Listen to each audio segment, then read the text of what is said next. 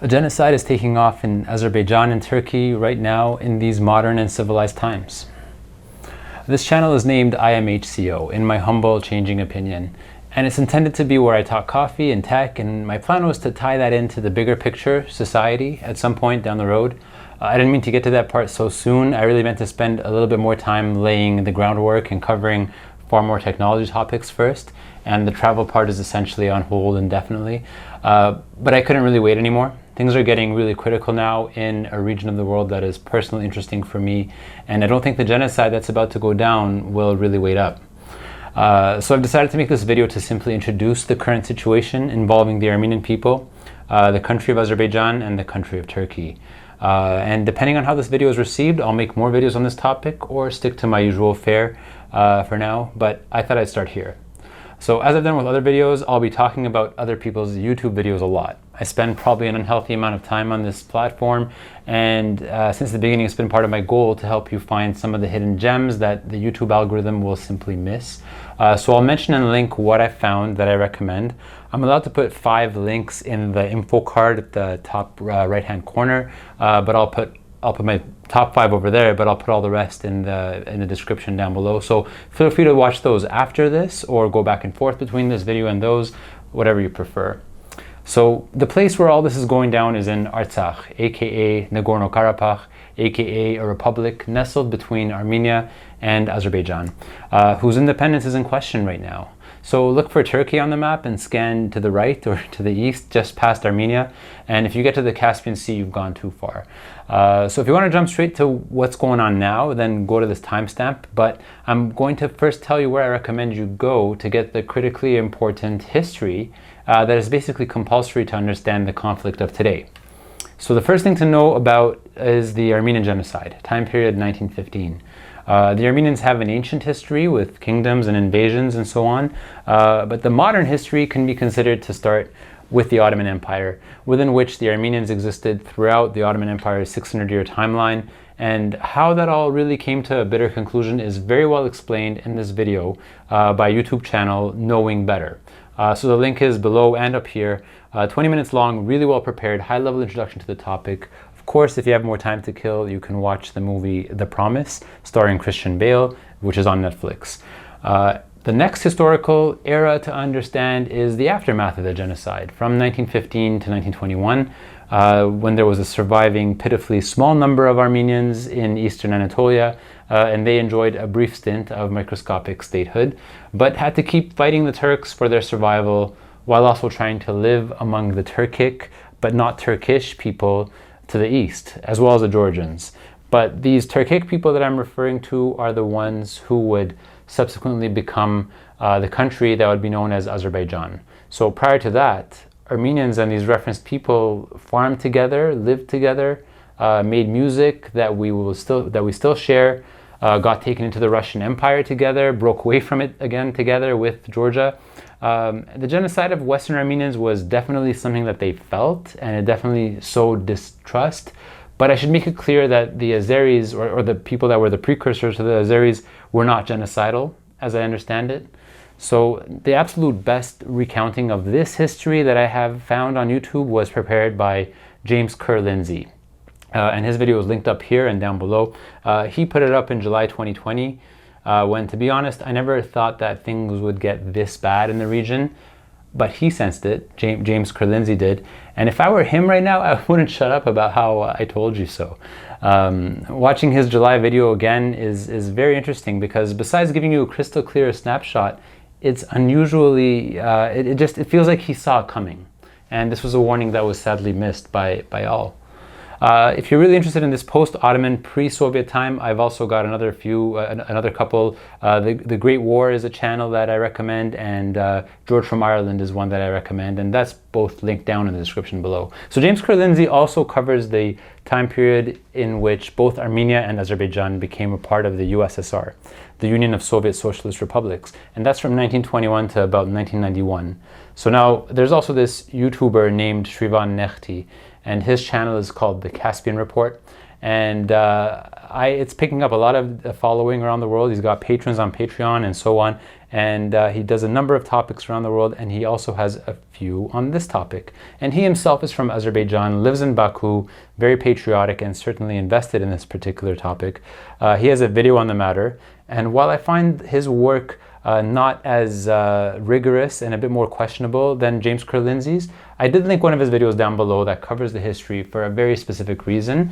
I appreciate his cartography and his honest recounting with visuals of the peaceful times. And I also think he recognizes at every juncture that far larger forces than just Azerbaijan and Armenia have had a tremendous influence on every step of the history, including the post-Soviet times and including now.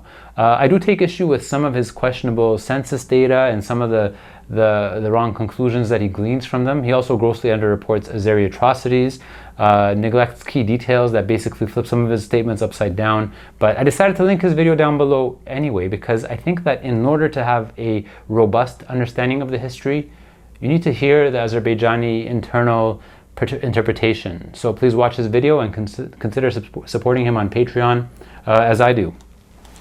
So for more of a visual treat with a lighter dose of history but very high production value, there's this video by Rare Earth. It's a production entitled "The Country the World Says Doesn't Exist." Okay, so you get through all that history, and I'm gonna just for the sake of continuity, give you the fast forward version. Nagorno-Garapa, home of the Armenians for thousands of years, was an Armenian populated and controlled autonomous region within the USSR that was handed to Azerbaijan by Stalin but retained as autonomous.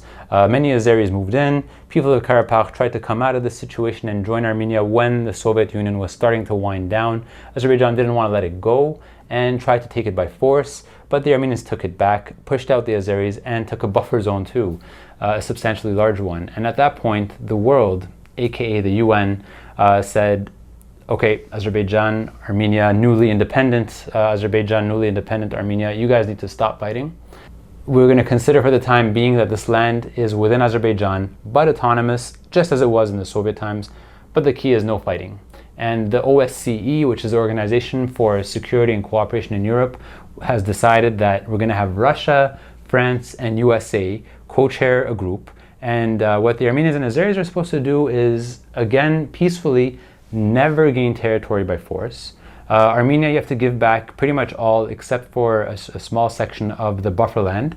You get to keep a corridor to Armenia. You have to let the Azeris that had come there in Soviet times to come back. And after some time, you can give you peacekeepers if you need. But after some time, when you have peace, you'll have a referendum, and that referendum will be final. And the people living there decide what is the legal status of their country. New republic, part of Azerbaijan, part of Armenia, whatever. So things froze for decades, for 3 decades to be exact. Actually, some people say it didn't freeze, it simmered. And now finally we get to the modern day, which is fall-winter 2020. September 27th to be exact. And that was the day, that was basically day one of the war. And how did it begin? The video that I would recommend to get you up to speed with excellent visuals and proper explanations is by a channel named TLDR News. TLDR being the internet acronym for Too Long Didn't Read. But it's top notch, and I've linked that up top and down below. Also, just a quick side note, I'm going to read any comments and pin the good ones and any corrections or updates. And if I have a fundamental error, I'll post an update or take down this video and put up a new one.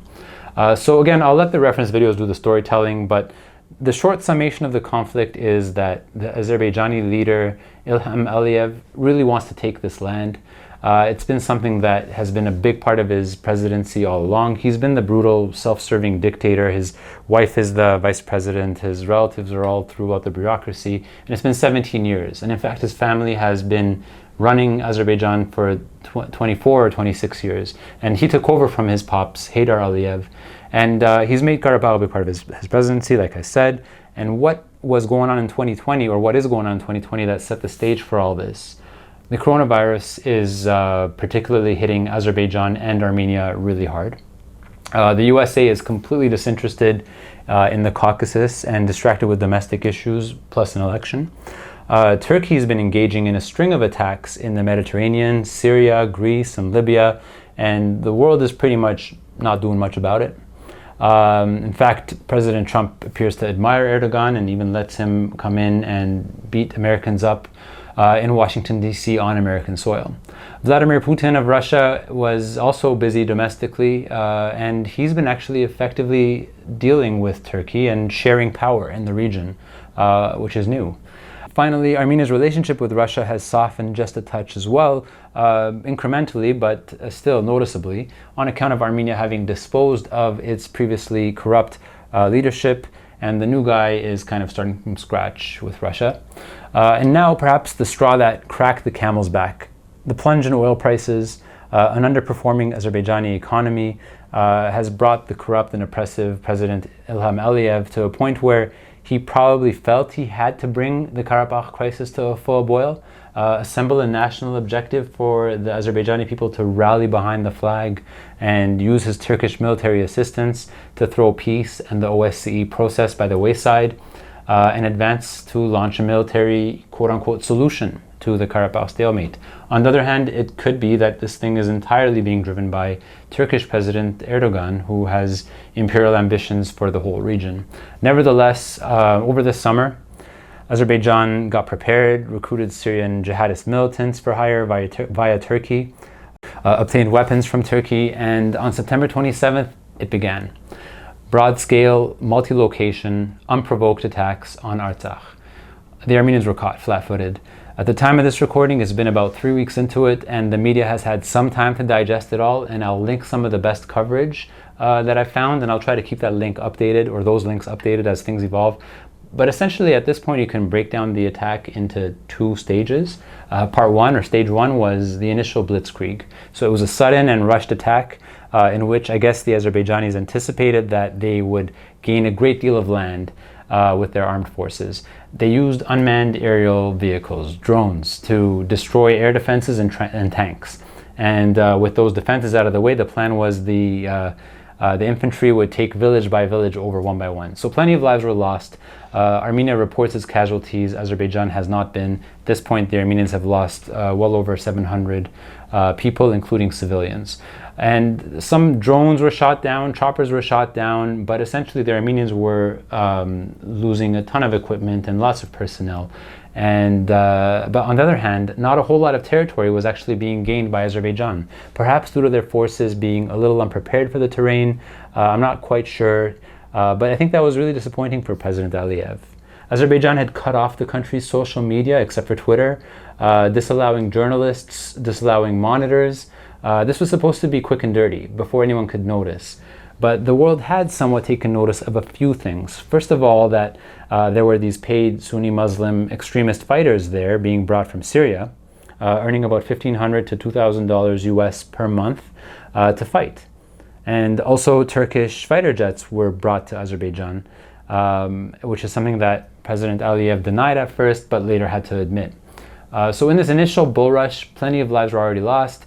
And nobody did anything. The world essentially stood idly by, and Russia tried to broker a ceasefire, which lasted about 3 hours, and Azerbaijan broke it. And that is the juncture where I would say part two of the war began. And that's essentially when the war transformed from a blitzkrieg into a war of attrition. The Azerbaijani forces appeared to concentrate on attacks that they could launch from a distance. Unfortunately, they resorted to shelling and bombing civilian areas. I won't list each of the attacks, but suffice it to say that the capital, Stepanakert, is all but leveled. Banned cluster bombs were used, which is a particularly cruel type of weapon.